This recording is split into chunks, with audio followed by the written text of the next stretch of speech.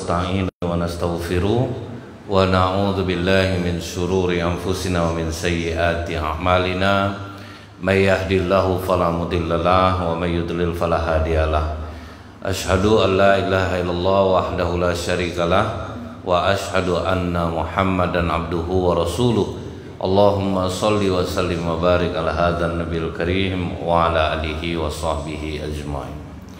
Bapak Ketua Masjid beserta pengurus yang saya hormati, Bapak-bapak, ibu-ibu, hadirin hadirat yang semoga kita semua senantiasa dirahmati oleh Allah.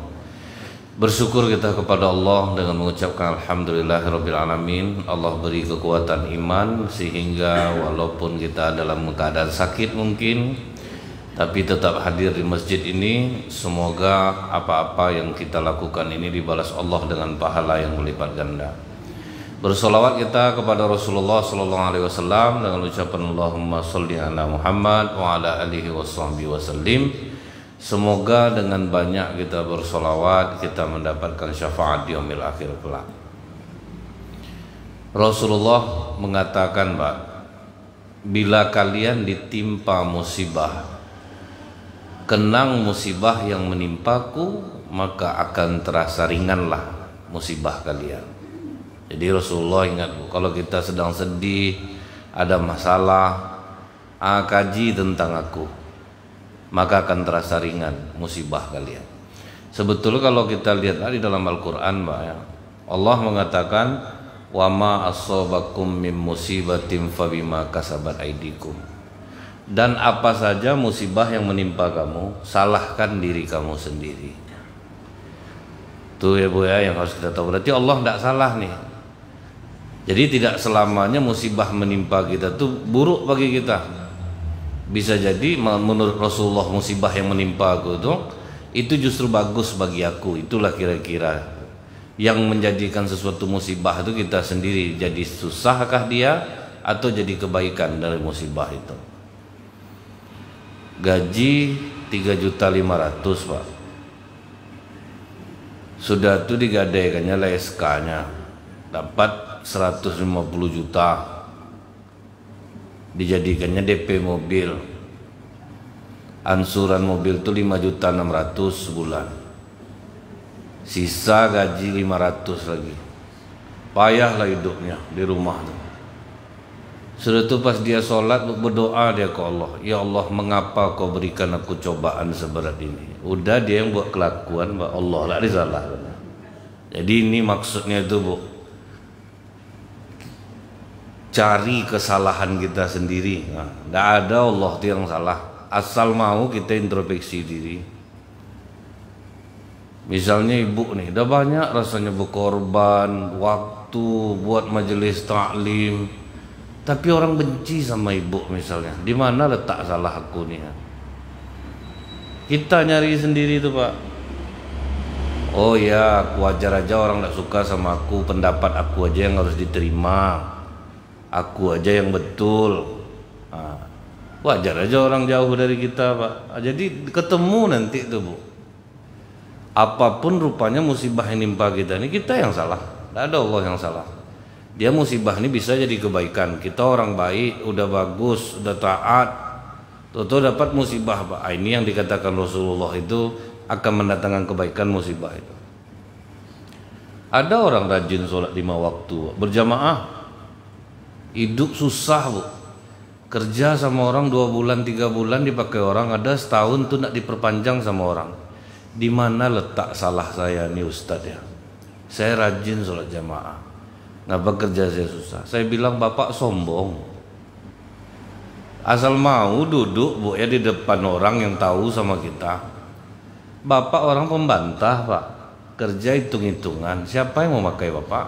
Walaupun Bapak rajin sholat, Allah tidak salah. Bapak sombong. Ketemu tuh, siapapun orang-orang soleh, tidak berbini-bini saya sampai sekarang, Ustaz. Tidak berdoa-doa saya. Padahal saya imam masjid misalnya gitu, Pak ya. Coba duduk gitu. Nanti ketemu tuh terlalu pendiam. Macam mana lah perempuan mau duduk macam sama batu, Pak? Diajak cerita diam aja, Bu, kan? Mana mau nyambung orang. Jadi di situ kadang akan ketemu kita, Pak. Allah tidak salah sama sekali. Sikap kita tuh yang membuat salah. Sikap kita yang buat salah. Saya kalau ada orang-orang soleh payah hidupnya, berarti salah dia sendiri itu. Banyak dia kadang-kadang, Pak, ya, orang terlalu taat ibadah nih bangkit kesombongan dia, Pak. Dia merasa mulia daripada orang lain. Itu aja udah kena tuh, Bu. Banyak orang taat macam ini nih, Bu. Tak mau menyapa. Dia memang taat ibadah, Pak. Menyapa tidak mau. Terlalu pokoknya merasa diri lebih mulia daripada orang lain. Merasa diri lebih hebat daripada orang lain. Wajar aja hidup susah. Sampai, Pak, ya, ada yang saya bilang bapak sombong pembantah tadi. Sampai saya bilang sempat saya punya perusahaan, Pak. Walaupun bapak sahabat saya, tidak mau saya bawa kerja. Sampai saya gitu kan. Karena saya tahu betul sifat bapak. Tapi lihat, Bu, ada sopir Juragan 99 di Malang. Umurnya sudah 72 tahun, Pak. Tetap tidak mau dilepas oleh bosnya, Pak. Biarlah bapak nak nyopirin saya lagi, panasin aja lah mobil tiap hari. Tukang manasin mobil aja digaji besar, Pak. Pas diwawancara saya lihat apa, Bu? Kerendahan hati bapak itu, Pak. Nah, rendah hati ini yang membuat orang tinggi itu, Bu. Kalau kita rendah hati, diangkat kita oleh Allah. Jadi makanya banyak kena orang Islam yang rajin sholat tuh di situ tuh lah, Pak. Rendah hati itu kurang. Kita merasa mulia. Jadi, Pak, ya, waktu dia diwawancara, apa kata dia? Cara dia ngomong tuh, Pak, dia tulus betul melayani bosnya nih, Pak. Bapak tetap memakai saya, katanya, saya tidak dilepaskan. Ya kerja saya inilah, panasin mobil ini. Jadi dari cara dia ngomong tuh, Bu, nampak rendah hatinya. Sementara kata Rasulullah, orang yang merendahkan hatinya, dia akan diangkat oleh Allah. Jadi berhentilah orang-orang soleh ini mengeluh, ketemu nanti salah dia di mana. Saya ini, Bu, ya, kadang melihat-lihat orang gitu ya, Bu, ya. Kan kita sering, Pak, misal ke satu masjid, saya tengok pembawaan orang-orang yang udah rajin ke masjid nih. Oh, ini wajar hidup susah, ini memang payah nih, ini. Tidak ada Allah yang salah ternyata. Betul ayat itu, Pak. Kita jualan, Bu, muka cerungut, ini rajin ibadah nih, Pak, muka cerungut terus saja, Pak. Mana mau orang belanja, Pak? Dipilih orang telur, Bu, ngamuk dia. Nggak usah pilih telur tuh lagi, Kak, sama bentuk semua dia. Pecahlah nanti telur terbibil. Pak, rajin sholatnya. Sudah itu ceritalah ke kawan, payah jual beli saya udah berapa bulan nih. Orang berjual beli semua, Pak. Dia aja yang enggak, ya. Ibu harus terus terang sama dia, kakak pencurungut, Kak. Muka kakak tuh, pergi orang dibuatnya. Itu yang akan ketemu kita jadinya, Bu. Nah, kalau kita yang udah sadar itu, musibah itu tidak akan menjadi sesuatu yang sulit lagi bagi kita. Aku yang salah, ya Allah. Akan aku rubah sifat aku nih. Itu tidak jadi musibah dia lagi jadinya, Pak. Dia akan menjadi musibah apabila kita yang merasa kok gini betul lah Allah nih sama aku, ya. Itu yang jadi musibah itu jadinya, Bu. Nah, apakah Rasulullah tidak terkecil hati juga beliau ketika dikasih musibah? Terkecil hati, Pak, awalnya. Senang-senang punya anak laki-laki, Bu. Qasim namanya. Ndak sakit, ndak ada apa-apa, umur setahun dijemput oleh Allah, Bu. Terpukul betul Rasulullah, Pak. Dapat musibah kematian anak. Belum habis kesedihan yang pertama, adiknya pula lagi, Abdullah, umur setahun meninggal dunia pula. Waduh, itu terpukul terus. Ini yang membuat Rasulullah itu diejek oleh orang Quraisy dengan sebutan abtar, laki-laki binasa. Karena tidak ada anak laki-laki, itu hina di kalangan orang Quraisy, Pak. Jadi kalau ada di antara kita bilang pas dapat anak perempuan, Coba lagi Pak, mana tahu nanti dapat anak laki-laki. Itu berarti masih ada sifat jahiliyah di dalam badannya itu Pak.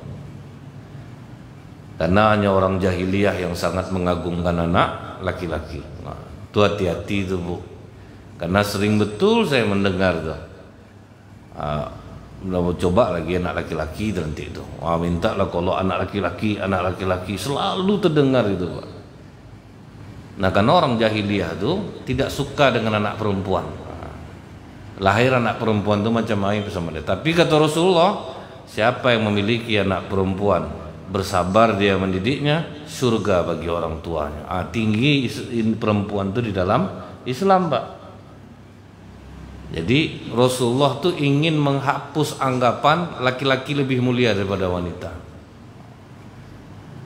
Nah, setelah itu Pak, udahlah kita kematian anak, diejek-ejek orang pula lagi. Wah, itu sedih hati Rasulullah. Avatar kata orang. Laki-laki binasa. Netizennya dulu nyata Pak, nampak hater itu langsung Pak. Kalau kita kan anonim, enggak tahu namanya siapa, foto tadi mana-mana. Ini musibah bagi Rasulullah. Nah, sedih Rasulullah ya jadi musibah bagi Rasulullah Pak. Nah, makanya kita ini meniru Rasulullah Bu. Akhirnya Jibril turun kepada Rasulullah.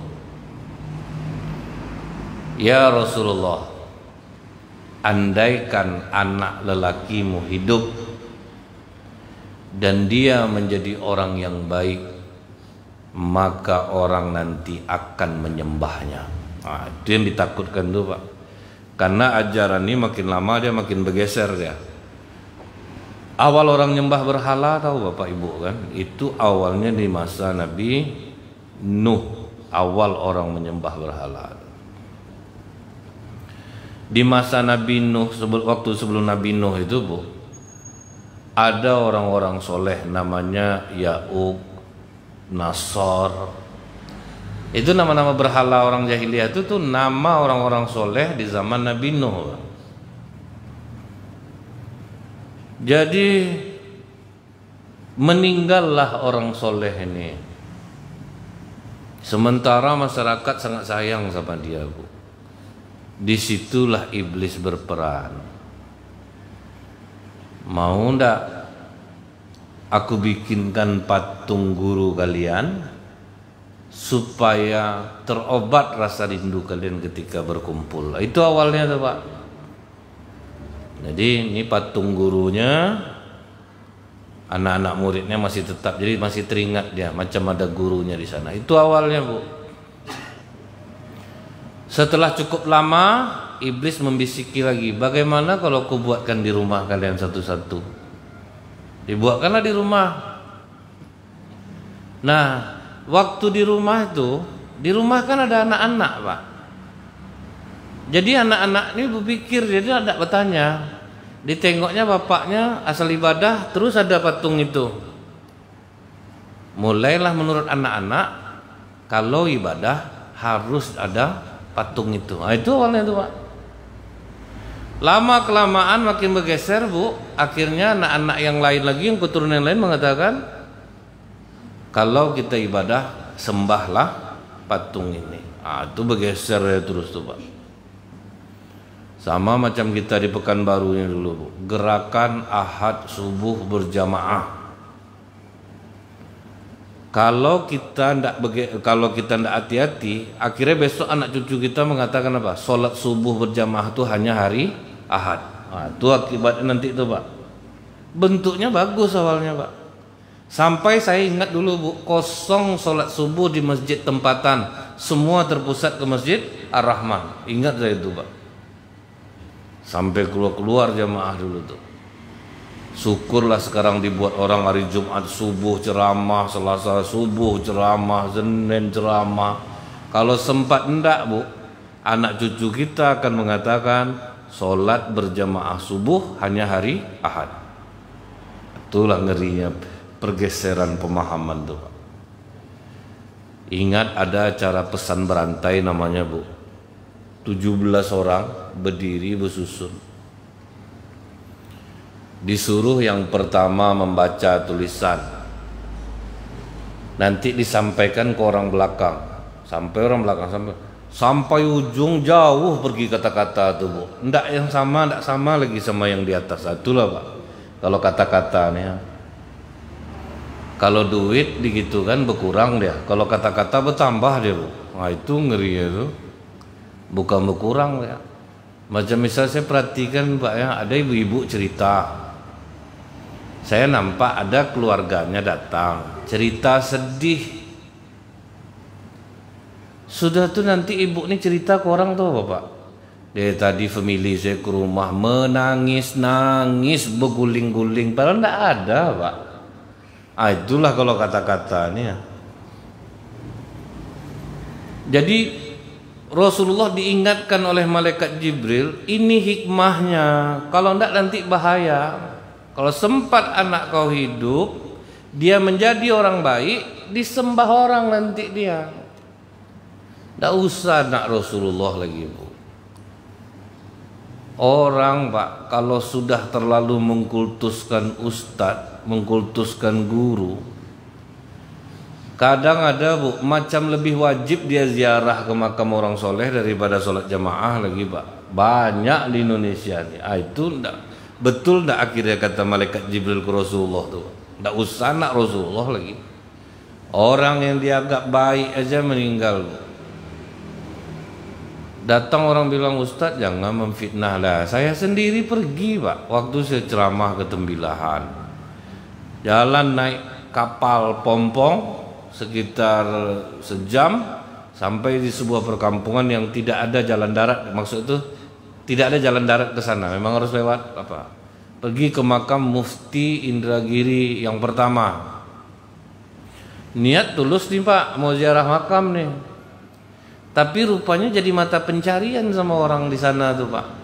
Sengaja nanti dikarang cerita-cerita orang setelah di sini dapat jodoh, orang di sini. Waduh, ini udah bahaya. Pas sampai saya dikubur itu, saya melihat banyak kertas permintaan Pak. Itu ngerinya Pak. Itu baru bukan keturunan Rasulullah lah tuh Pak kan. Udah macam itu perlakuan orang. Sementara kita ziarah makam itu mendoakan, ini meminta pula Bu. Mungkin kalau bisa mayat tuh ngomong, aku payah sini nih ya, kalian mintalah sama aku.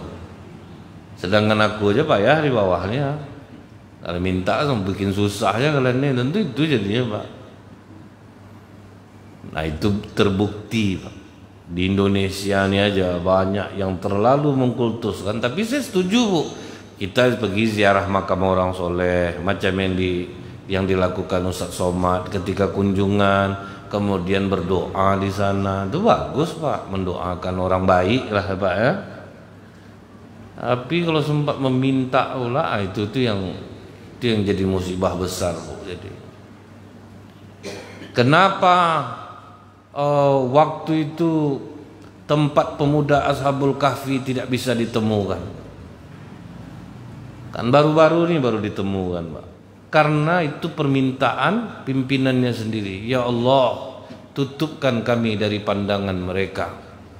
Jemputlah kami. Mana ada orang tahu di mana kuburan Ashabul Kahfi Pak? Hilang. Karena apa? Prediksi Allah dalam Al-Quran apa Bu? Mereka akan disembah. Nah, kalau sempat ketemu Pak, mereka akan disembah. Karena 309 tahun Pak, kan ajaib tuh. Orang kita ini kan pantang dengar yang ajaib-ajaib tuh Pak. Pantang mendengar yang ajaib-ajaib tuh, bisa beralih hati ya.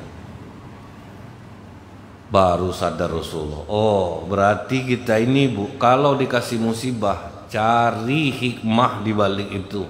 Itu tugas kita Pak. Apa hikmahnya? Ada waktu itu bapak-bapak kematian istri Bu ya. Lama dia terdiam. Pertama sedih. Akhirnya berujung gembira. Diganti Allah dengan anak gadis, Pak. Bayangkan sama Bapak, istri udah tua meninggal. Diganti Allah dengan anak gadis. Dia rumah tuh berseberangan sama anak gadis tuh Bu. Bapak nih, udah tua dah Bapak ini dah. tiap hari terpandang, tegur siapa mau anak gadis itu jadinya. Jadi saya tanya sama dia, bagaimana menurut pendapat Bapak hikmah dari musibah ini? Inilah kemalangan yang paling mujur, Ustaz. Berubah dia, Pak. Kemalangan yang paling mujur, katanya. Malangnya anak saya tak bermama, mujurnya ganti baru. Itu Pak. Jadi jangan pernah kita larut di dalam musibah. Cari di mana kelemahan kita. Ada perempuan solehah menikah 2 tahun, hancur rumah tangganya. Menangis-nangis mengadu di masjid, ingat saya tuh. Saya bilang, cari kesalahan kamu, itu dulu tugas kamu. Jangan menyalahkan suami saya itu padahal seorang yang taat ibadah, Ustaz. Jangan itu dulu. Cari kesalahan kamu. Setelah kamu dapat kesalahan kamu, minta ampun kamu kepada Allah. Sudah tuh ambil hikmah di balik kejadian ini. Rupanya ketemu, Bu. Awak solehah, taat ibadah, utang banyak, Pak. Terkejut-kejut suaminya, orang datang lagi utang. Banyak utangnya, Pak. Sampai saya bilang, untuk apa sama kamu duit sebanyak itu? Apa yang kamu beli? Itu solehah tuh, Pak. Dia merasa dia biasa aja, dia berutang tuh macam baca bismillah dia, Pak. Nggak ada takutnya berutang tuh. Banyak jamaah kena, Bu, karena keramat tamahan dia itu. Habis uang sumbang entah ke mana perginya, Pak. Ngeri, Pak. Tapi awalnya dia tidak merasa dia salah gitu, Pak. Tidak ketemu dia salah, azab suami, gaji tidak seberapa, saya jadi imam, Ustaz. Membayarkan utang dia aja kerja saya. Itu kadang itulah kelemahan manusia ini. Dia tidak mau mencari hikmah di balik sebuah musibah yang menimpa dia. Nah, kemudian andai anakmu hidup ya Rasulullah dan dia jahat, tercorenglah nama engkau sebagai Rasul. Itulah hikmahnya, Pak. Karena iman tidak bisa diwarisi, Pak. Oh, bapak taat, ibu taat, anak baik, sorry dulu, tidak akan ada tuh. Iman tidak bisa diwarisi. Nabi Nuh, seorang Nabiullah, istri jahat, anak nakal. Nabi Lut, istri nakal. Jadi di situ kita harus belajar, Pak. Iman tidak bisa diwarisi. Ada bapak jahat, emak jahat, anak taat agama, Pak. Dulu ada peserta MTQ namanya Domino, Pak. Bayangkan sama bapak, suara bagus. Siapa bapak ini? Masa anak dikasih nama Domino? Rupa bapaknya pejudi besar dulu, Pak. Sepakatlah sama istri ngasih nama anak Domino. Anak yang kedua QQ kalau tidak salah saya. Anak taat. Ada bapak imam masjid, istri soleha, anak nak tanggung jahat. Jadi artinya apa? Bapak ibu jangan kecil hati. Itu maksudnya itu, Pak. Di Nabi Nuh pun macam itu juga. Ini tersedih-sedihlah hati, Pak. Ya Allah, apa juga lagi. Salah kata dia. Ingat saya, Pak, seorang kiai, anak 5 orang, anak perempuan paling tua, tomboy minta ampun, Pak. Yang 4 nih mau nurut, Bu. Yang 4 nih, Pak, sekolah agama semua. Yang 1 tuh enggak. Berjilbab pun enggak mau. Sampai kuliah minta teknik sipil, Pak. Bayangkan tuh, Bu. Tapi Bu, kiai ini dengan sabar selalu mendampingi dia. Enggak pernah lah, Pak. Anak tak berjilbab, udah pokok udah disuruh, udah diajar, tidak mau juga. Tapi Bu ya, setelah kiai itu meninggal, tapi sempat juga kiai itu bahagia. Waktu anaknya kuliah semester berapa pulang ke rumah pakai jilbab, Pak. Itu doanya kira dikabulkan oleh Allah. Dan di antara keempat adiknya itu hanya dia akhirnya yang bisa ngurusin pondok, Pak. Karena yang lainnya ikut sama suami, Pak. Dia enggak waktu itu, Bu. Dia lah akhirnya menjaga pondok, dia akhirnya yang merubah pondok itu karena dia ada ilmu dalam bidang itu. Baik juga jadinya. Makanya Rasulullah kalau ketemu orang jahat jangan dilaknat, doakan dia. Sahabat Rasulullah itu kata bapak baik semuanya. Ada namanya Abu Mihjan Al-Saqafi. Itu bu, sholat rajin, minum mabuk ini tidak bisa tinggal pak. Pokoknya bu, asal ditanya Rasulullah mabuk kau, iya Rasulullah, kena cambuk 80 kali. Besok ulang balik, sampai kata sahabat, kau tidak malu kau kena pukul terus kau sama Rasulullah. Yang penting kan dosaku terhapus, aku jujur, hukuman aku jalankan, aku yang minum ini jangan dilarang. Pokok bosan Rasulullah tengok dia tuh pak, dia terus saja yang kena cambuk. Karena kan kalau mabuk dalam Islam hukumnya dicambuk pakai pelapah kurma 80 kali, dijalaninya pak. Sampai pada masa Sa'ad bin Abi Waqqas minum nih. Tapi justru kesabaran para sahabat lah yang membuat dia mau dekat. Abu Huzafah itu sampai sahabat bilang masuk neraka Abu Huzafah ini Rasulullah. Jahat betul. Kata Rasulullah, jangan kalian ngomong gitu. Sejahat-jahat dia, di hati dia masih ada rasa cinta kepada Allah dan Rasul. Itu aja modalnya pak. Ternyata terbukti bu, Abu Huzafah inilah dijadikan Umar pimpinan pasukan, tertangkap pak. Tertangkap dia bu. Apa kata raja yang menangkap dia? Karena dapat bocoran dia sahabat Muhammad. Wah langsung bu, kau mau ndak? Kau tinggalkan agama Islam nih, aku kasih kau separuh kekayaan kau. Kata Abu Huzafah, kau tambah sebanyak harta kau sekarang, tidak akan ku tinggalkan agama ini. Cari cara lagi. Panaskan kuali tembaga besar. Contohkan kepada Abu Huzafah ini, bagaimana orang kalau udah masuk ke dalam kuali tembaga itu apa jadinya dia.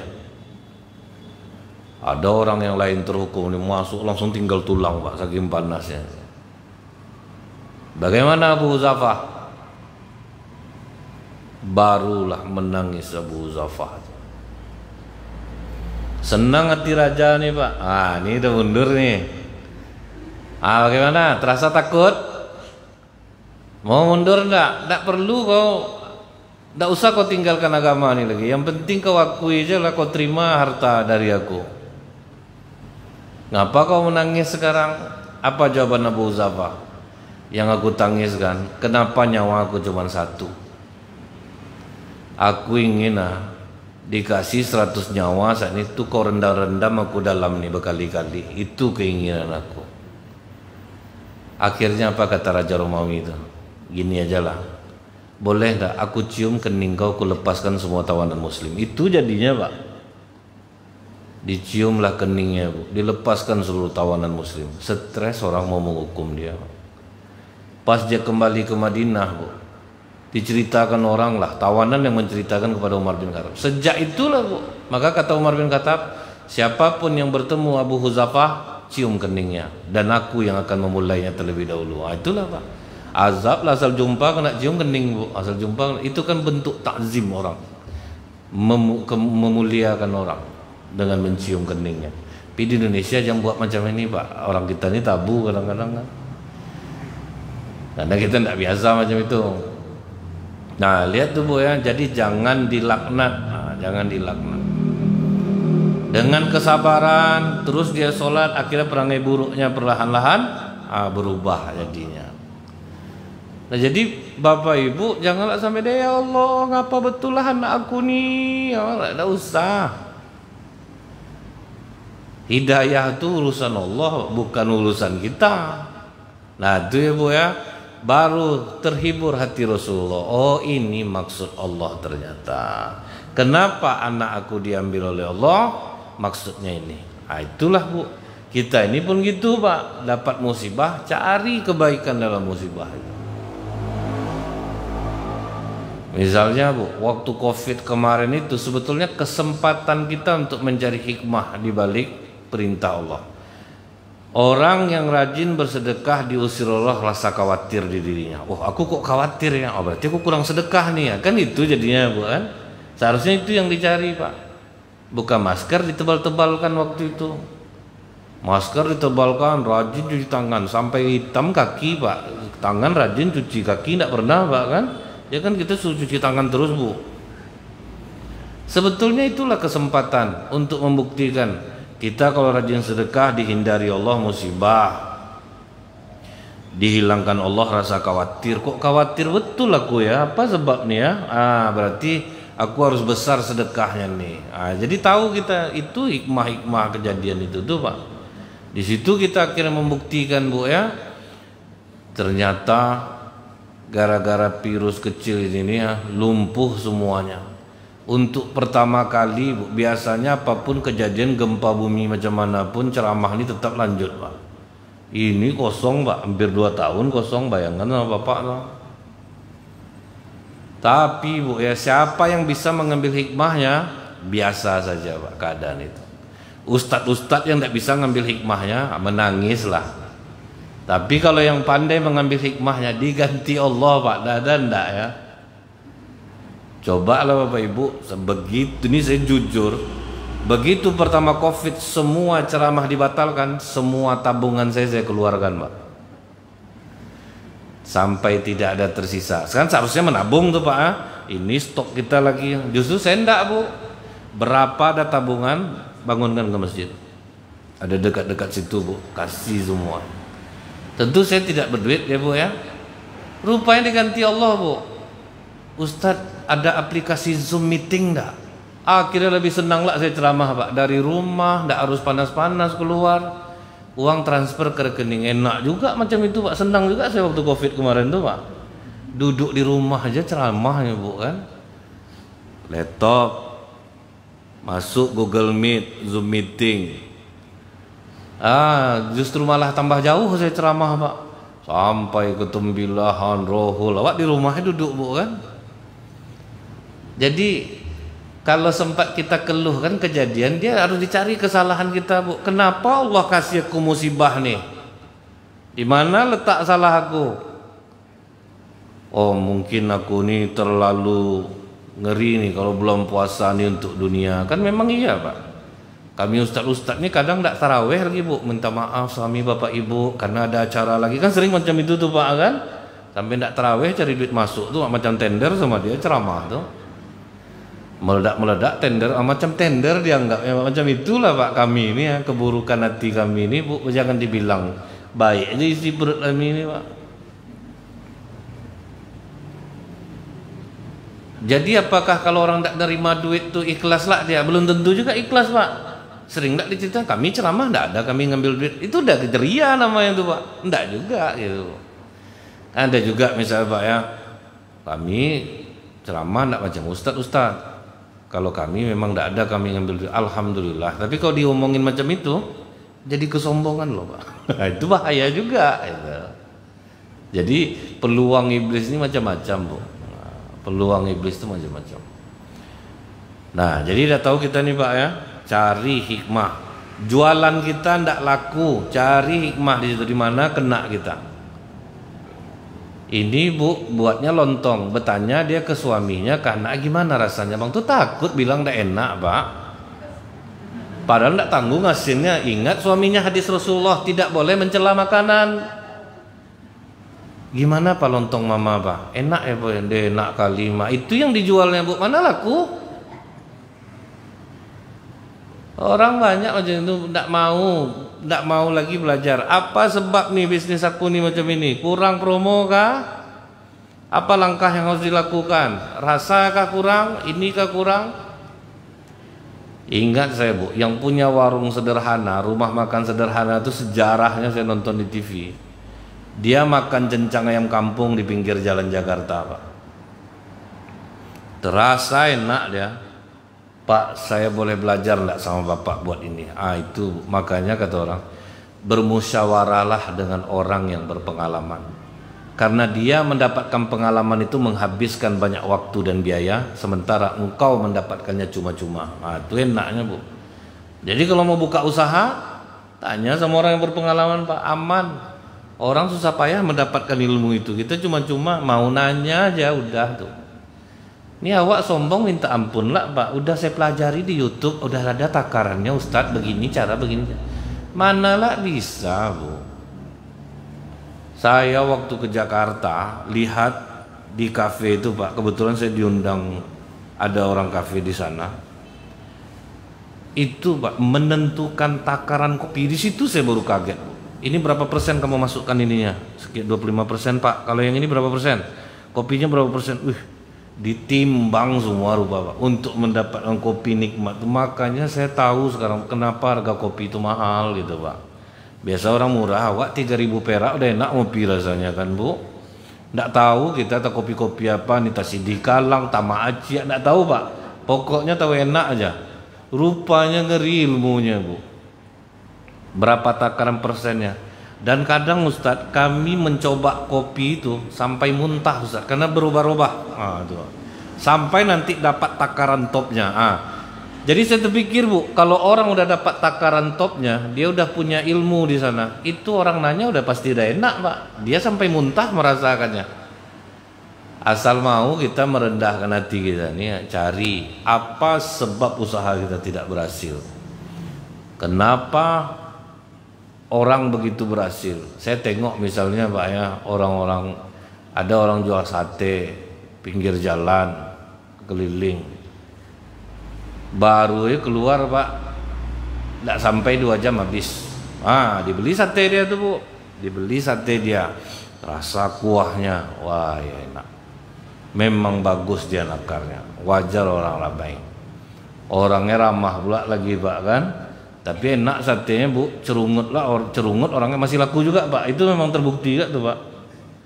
Ibu tahu enggak, ada orang jual makanan di Jakarta tuh, Bu, kasar, Pak, tapi orang mau belanja sama dia. Pesan apa kau tadi, monyet, katanya, Bu, ke yang beli itu, Pak. Tapi udah macam akrab. Itu beda ya, Bu, ya. Kita janganlah tiru macam itu lagi. Tambah jauh orang. Nah, itu, Bu. Tidak lama, Pak. Bukan tidak lama, lama setelah meninggalnya Qasim dan Abdullah, Rasulullah mendapatkan kabar bahagia lagi setelah dia menikah dengan istri yang terakhir, Maria binti Qibtiyah. Dapat anak laki-laki, Bu. Waduh, itu betul-betul bahagia Rasulullah, Pak. Saking bahagia itu, Bu, ya, itu anak betul-betul dicarikan ibu susuan yang terbaik. Banyak yang berharap tuh, Bu. Akhirnya menanglah Bara namanya. Bara inilah yang menyusukan Ibrahim itu. Jadi memang, Bu, mencari ibu susuan itu sesuatu hal yang positif juga sebetulnya, Pak. Karena yang dicari itu kan perempuan baik. Air susu perempuan baik itu masuk ke dalam tubuh anak yang baik, itu lebih mempercepat anak ini menjadi baik. Cairan masuk. Makanya kalau orang tidak makan cukup diimpuskan gitu ya, Pak, ya, karena itu cairan, Bu, masuk. Orang donor darah aja, Bu, saya tanya ke orang PMI, ternyata berpengaruh darah orang baik masuk ke darah orang, Pak, ke dalam tubuh orang. Ada ustadznya mungkin dapat darah baik, bapak tuh kata istrinya dulu temperamennya minta ampun, semenjak dia dioperasi banyak darah orang masuk, Pak. Mungkin orang-orang baik darah masuk, tidak tanggung baiknya sekarang. Pengaruh, Bu. Jadi apa namanya ini, Pak, ya, ternyata cairan tuh, bayangin, Bu, ya, terbukti sekarang secara ilmiah, apabila perempuan hatinya dalam keadaan tidak enak menyusukan anak, air susunya akan mengandung racun. Itu ngerinya tuh, Pak. Jadi kalau ada ibu-ibu sedang nyusukan anak, tiba-tiba membiru badannya, anak saya kena palasi, udah jelas air susunya yang bermasalah. Bukan kena palasi, air susu itu beracun. Misal sedang tidak enak hati, Bu, hati sedang sedih, disusukan anak, beracun. Sedang berantem sama suami, nyusukan anak, oh bahaya tuh, Bu. Bang, tunggu dulu, Bang, ya, aku susukan anaknya dulu, selesai nanti kelahi lah kita balik. Sekarang ya dulu. Bahaya rupanya, Pak. Nah, itu ya, Bu, ya. Senang hati Rasulullah, Pak. Jadi betul-betul Rasulullah tuh merasa ini anak ganti dari Allah ini. Ya, kalau dia senang, Pak. Digendong kemana pergi, Bu. Wah, tiap hari. Pokoknya Rasulullah senang betul lah. Umur 1,5 tahun, ndak ada sakit, ndak ada apa, meninggal pula, Pak. Itulah, Bu, ya, cobaan untuk Rasulullah. Kalau orang tak tahu apa bilangnya, bentuk nabinya nak mati juga. Sempat itu terjadi sekarang lah, Pak. Habis kita kena bully itu. Nah itu, Bu, ya, Rasulullah sedang duduk di masjid, Pak. Datang orang nyampaikan, ya Rasulullah, Ibrahim meninggal dunia. Waduh, itu ya berlinangan air mata Rasulullah, Pak. Jadi lihat, Bu, Allah, nabinya sendiri pun, Bu, ya, diuji, Pak. Sehingga, Bu, berlinangan air mata Rasulullah di depan anaknya ini.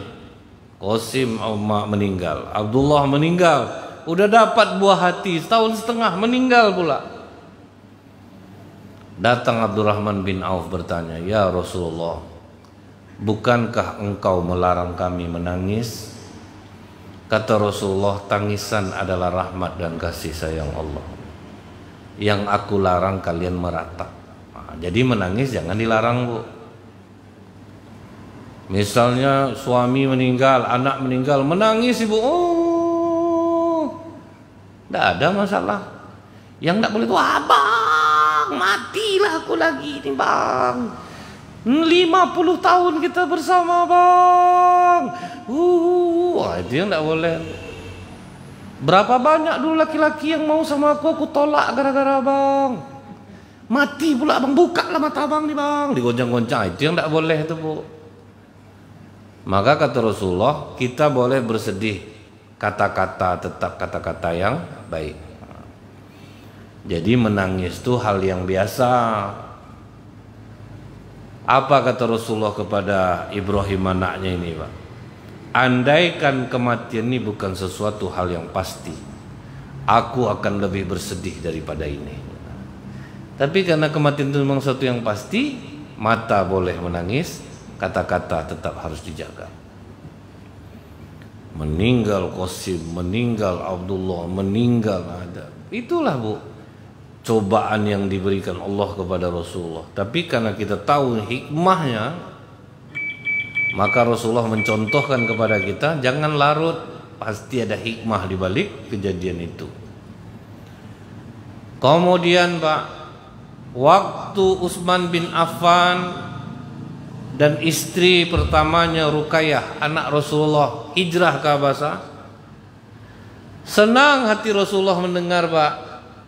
Akhirnya Utsman dan Ruqayyah mendapatkan anak laki-laki. Oh, senang hati Rasulullah dapat cucu. Dikasih lagi nama cucu itu Abdullah, Bu. Seringlah dapat kabar di Mekah, anak tumbuh besar, tapi tidak bisa fikol, Pak. Kalau macam sekarang bisa lah fikol jauh-jauh gitu, Bu, kan. Sekarang ini udah enak lah. Tidak ada alasan lagi untuk kita tidak punya ilmu agama. Di YouTube banyak pengajian di masjid tiap hari, asal mau berjalan aja. Tidak bisa sekarang ini, Bu, mencari mencari alasan. Kemudian dengar kabar, terus kabar, umur 6 tahun, sedang lucu-lucunya, Pak. Asbabnya tuh, Bu, sesuatu yang biasa, Pak. Dicakar ayam muka cucu Rasulullah di umur 6 tahun. Dicakar sama ayam, Bu. Tidak berapa hari sudah tuh meninggal dia. Lihat cobaannya tuh, Pak. Jadi kadang kalau kita nengok orang-orang baik diuji Allah, pasti kita bilang bentuknya aja yang taat. Itu kena bully itu, Pak. Buktinya itu tengok hidupnya payah. Kalau Rasulullah tuh aman jiwanya, Bu. Rasulullah tuh memang baik, jadi diuji untuk menaikkan derajat. Yang perlu mencari tahu kesalahan tuh orang macam kita nih, Pak. Di mana letak salah aku nih? Di situ kita, Bu.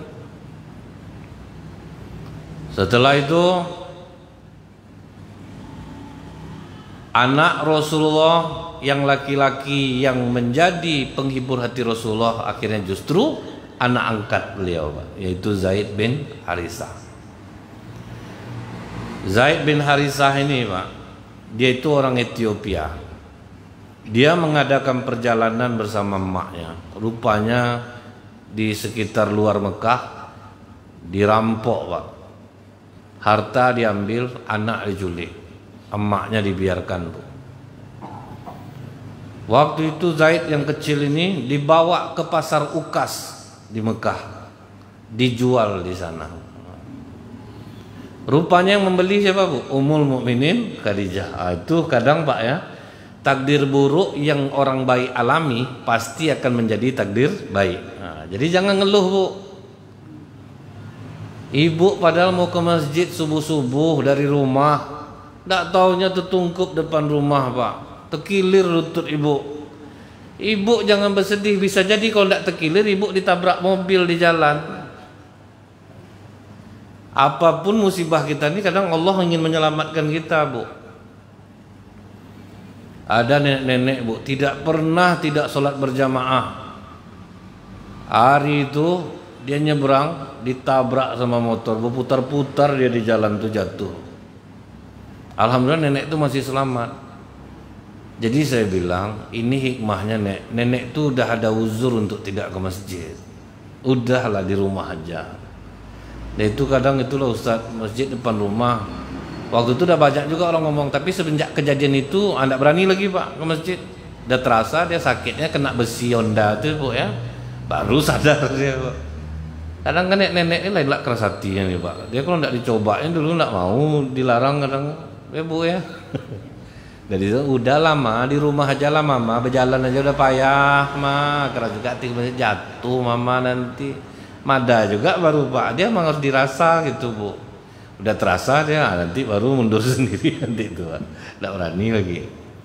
Nah, kemudian, Pak, ya, dibeli oleh Ummul Mukminin Khadijah. Berarti kan jadi takdir baik ini ya.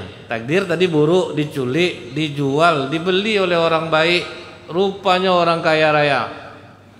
Setelah itu dia bersama di rumah Rasulullah, kemudian diasuh oleh Rasulullah dengan asuhan yang baik sampai umur 15 tahun.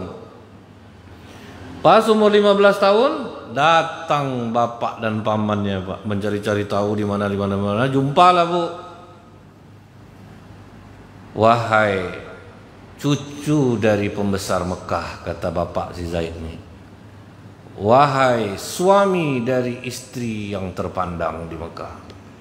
Jadi cara orang itu bertamu itu, Pak, kalau ada sesuatu itu memuji itu penting. Memuji itu penting. Membesarkan orang gitu. Dan itu tidak salah. Cuma kadang kita gunakan untuk keburukan. Misal mau minjam duit, bagus telekung ibu ya, Bu, ya. Nah, ini cara duit mau keluar tuh, Pak. Pas sudah tuh bagus telekung ibu ya, Bu, ya. Pasti mahal ibu beli. Ibu nih pakai telekung apa aja tuh cerah muka ibu. Udah 3 pujian tuh, Pak. Padahal ibu udah tua, Bu, ya, tapi macam anak gadis juga. Udah 4. Baru yang kelima ada duit ibu 50.000. Itu cara duit keluar. Tapi itu memujinya betul, tapi salah menggunakannya. Dia, Bu, memuji membesarkan orang itu memang sesuai. Setelah itu baru kata ayah Zaid, aku ayah Zaid dan ini pamannya. Aku datang ke sini untuk menebus Zaid. Waduh, di situ galau Rasulullah, Pak. Ini tinggal lagi yang dia sayang. Datang pula ayah kandungnya. Kata Rasulullah, bagaimana dengan cara lain? Setahu kami hanya ada 2 cara, Muhammad. Ditebus dengan harga mahal atau dilepaskan cuma-cuma. Cara yang ketiga ini berikan pilihan kepada Zaid. Kalau dia ikut kalian, silahkan bawa. Tidak perlu kalian menebusnya. Kalau dia memilih aku pun tidak akan melepasnya. Datanglah Zaid, Pak.